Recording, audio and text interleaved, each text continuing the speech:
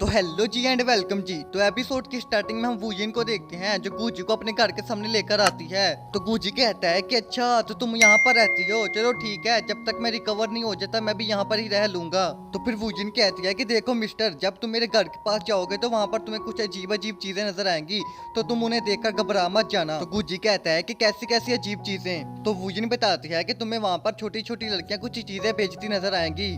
और तभी scene shift हो जाता है और हम छोटी छोटी लड़कियों को देखते हैं जो घर की कुछ चीजें बेच रही होती हैं। और फिर तभी हम एक बंदे को देखते हैं जो आकर उनके साथ बदतमीजी करने लग जाता है। तो तभी हम वूजिन को भी देखते हैं जो वहां पर पहुंच जाती है और आकर उस बंदे को गिटार मारती है, जिससे वो बेचारा हवा में ही उड़ जाता है। तो फिर गुजी कहता है कि अच्छा तो इस वजह से तुमने गिटार सीखा हुआ है। तो वूजिन कहते हैं कि नहीं नहीं, मैं पहले ऐसा कभी नहीं करती, ये तो बस अचानक से कभी कभी हो जाता है। और फिर हम उन सब छोटी लड़कियों को देखते हैं जो वूजिन को अपने सामने देखती हैं। तो वो कहती हैं कि सिस्टर आप आ गई, आप आ गई। तो गुजी कहता है कि असिस्टेंट तुमने बताया नहीं कि तुम्हारी इतनी ज्यादा बहनें हैं। और फिर हम एक छोटी लड़की को देखते हैं जो वूजिन से कहती है कि सिस्टर ये बंदा कौन है आपके साथ। तो वूजिन कहते हैं कि ये मेरा दोस्त है, मैं इसे वैन बीस्ट माउंटेन से उठा कर लाई हूँ। तो फिर गुजी उन सबको हाय करता है और कहता है कि तुम सब भी आज से मेरी असिस्टेंट हो। तो फिर वूजिन बताती है कि ये सब मेरी बहनें हैं और ये भी मेरी तरह ही म्यूजिकल कल्टीवेटर हैं। तो गुजी कहता है कि असिस्टेंट अब ये भी बता दो कि तुम्हें इतनी सारी बहनें मिली कहाँ से। तो वूजिन कहती है कि मैं एक दफा साउथ यूनिवर्सिटी से गुजर रही थी तो मैंने वहीं पर इनको देखा था। इन सब की कल्टीवेशन बहुत लो थी मगर ये म्यूजिकल इंस्ट्रूमेंट बहुत अच्छा बजा रही थी और इनको हर रोज एक डीमन कल्टीवेटर आकर तंग करता था और इनसे पैसे लेता था। मगर मैंने उस डीमन कल्टीवेटर को अच्छा मजा सिखाया और वो वहाँ से भाग गया। फिर मैं इन सबको अपने साथ यहाँ पर ले आई और तभी वो सब कहने लगती हैं कि सिस्टर आज मकान मालिक घर आया हुआ था, उसने धमकी दी है अगर हमने इस मंथ का रेंट पे ना किया तो वो हमें घर से निकाल देगा। और काफी दिन हो गए हैं हमने अच्छा खाना भी नहीं खाया, बस घास फूस ही खा रहे हैं। अगर हम अच्छा खाना नहीं खाएंगे तो हमें स्पिरिचुअल पावर कहाँ से आएगी और हम कल्टीवेट कैसे करेंगे। तो तभी गुजी कहता है कि असिस्टेंट आखिर तुम गरीब क्यों हो।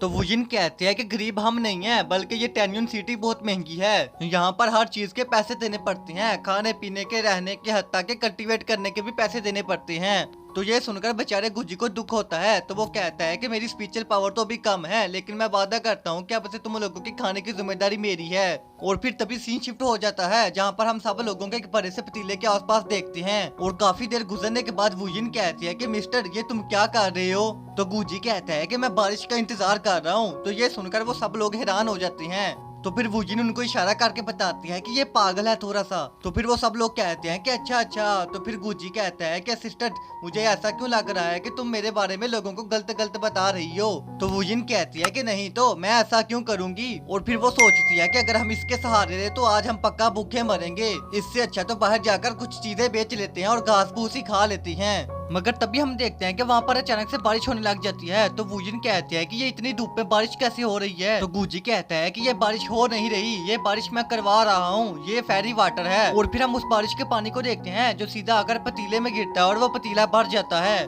और तभी गुजी उसमें कांटा लगाकर मछली को निकाल लेता है। तो ये देखकर सब लोग हैरान हो जाते हैं। और फिर तभी वो अपनी स्पिरिचुअल पावर का यूज करता है और उस मछली को कुछ ही सेकंड में पकाकर उनके सामने रख देता है और कहता है कि आज तुम लोगों का मास्टर शेफ तैयार है, बोलो किसको क्या क्या खाना है। तो फिर पापा की परियां कहती है कि मुझे बिरयानी खानी है, एक कहती है मुझे क्रैब खाना है, दूसरी कहती है कि मुझे चिकन रोस्ट खाना है। तो गुजी कहता है कि मसला ही नहीं, अभी बन जाता है, तुम लोगों का मास्टर शेफ रेडी है। और तभी वो अपनी स्पिरिचुअल पावर से कुछ ही सेकंड में उन सबके लिए खाना तैयार कर देता है। तो ये देखकर सारी पापा की परियां खाने पर टूट पड़ती हैं और गपा गप खाने लग जाती हैं। तो गुजी कहता है कि अरे भाई कोई मुझे भी पूछ लो, मैंने तो 10,000 सालों से कुछ भी नहीं खाया।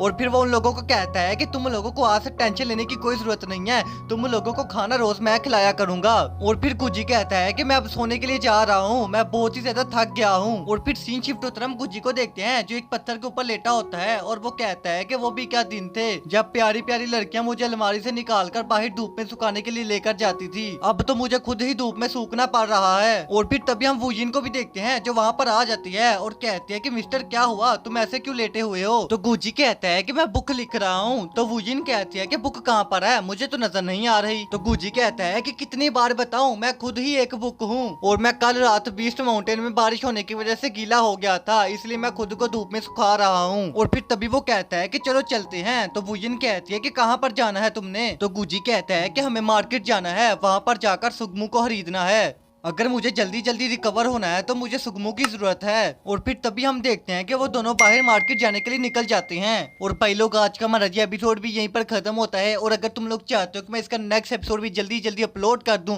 तो उसके लिए तुम लोगों को मेरे चैनल को सब्सक्राइब करना होगा और कुछ भी नहीं। वैसे यार काफी दिन नहीं हो गई इस काले की शक्ल देखते हुए, मुझे तो इसकी बड़ी याद आ रही थी। अच्छा ठीक है, मैं चलता हूँ, वरना अभी तुम लोग बातें सुनाने लग जाओगे। टाटा बाय बाय टूरूरू। Desvíes la mirada, quédate cerca de mí.